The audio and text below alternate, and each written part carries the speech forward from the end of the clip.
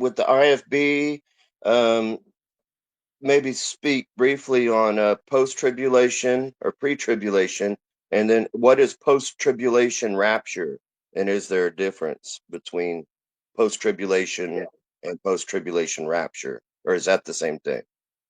Well, there's three, typically three, common views: pre-trib, mid-trib, and post-trib. Pre-trib is the standard IFB position that we're not going to see any tribulation. We're going to be out of here any minute. We're looking for the coming of Christ. Right.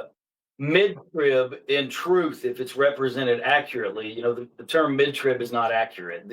That's kind of a misunderstanding. I don't really know anybody that thinks we're going to be taken out in the middle of the tribulation.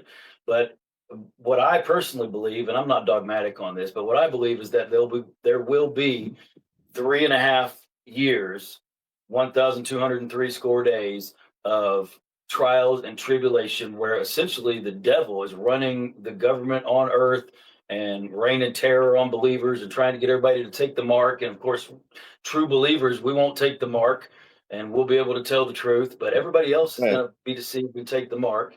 And then after that 3.5 year period, we will be raptured up, disappear, and then God begins to pour out his wrath. And I believe biblically that believers are not appointed to wrath.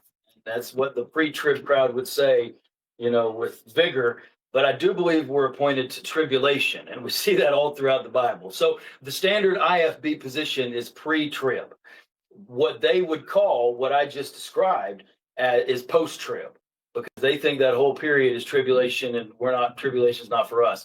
But what I just really said is post-trib, pre-wrath, and that's what I hold, and that's what most of the new IFB holds. Which coincidentally, I think they're right there.